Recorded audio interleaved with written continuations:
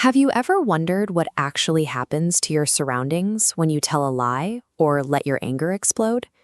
Islamic faith exists through daily proof, a sequence of actions that demonstrate what you truly believe. Think of your character like a glowing lantern.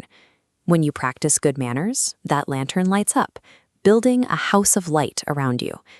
This light makes your faith visible and comforting to the outside world. But keeping that home bright requires active, conscious choices in how we handle our mistakes, how we treat others, and how we control our emotions. Imagine playing indoors and suddenly a loud crash. A beautiful glass vase is now in pieces on the floor.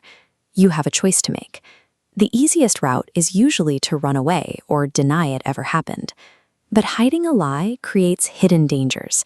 Every time someone asks you about the event, you have to invent another detail, digging yourself deeper into a hole of your own making.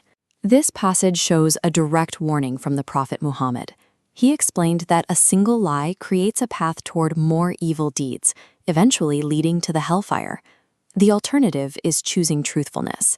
When you face your mistake openly, you begin to truly repair the damage. Telling the truth when it's difficult takes courage, but it leaves your character stronger and builds unbreakable trust. Looking back at the text, we see the ultimate incentive.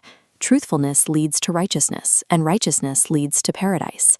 While lying might seem like a quick escape, unwavering truthfulness is the only way to build a lasting foundation of trust. Once your own foundation is secure, your character has to extend beyond your own front door. Islam grants significant rights to neighbors. Regardless of their background or faith, you have an obligation to care for those living next to you. This means taking practical steps to support them. Sharing food, saying kind words, and checking on them are required actions. This obligation is tied directly to your faith. The Prophet said that anyone who believes in Allah and the last day must be kind to their neighbor. These continuous acts of kindness create a network of safety and community. A true believer's faith is incomplete unless it positively illuminates the lives of those living next to them.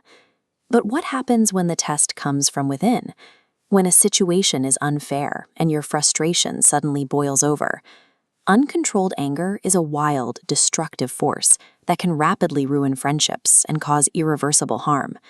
The Prophet gave us physical steps to lower the heat. If standing, sit down. If still angry, lie down. This stops you from harming anyone. Seeking refuge in Allah acts as a spiritual coolant to extinguish the fire of anger. This teaching redefines what it means to be powerful.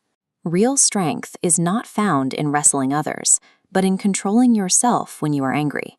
Physical power is useless if a person cannot control their own emotional fire. True strength is defined by restraint. Unwavering truth, kindness to neighbors, and patient self-control define the internal landscape of a Muslim. These choices serve as the visible evidence of a sincere faith. To successfully build a beautiful life, a Muslim must actively choose to be kind, honest, and calm, lighting up the world around them.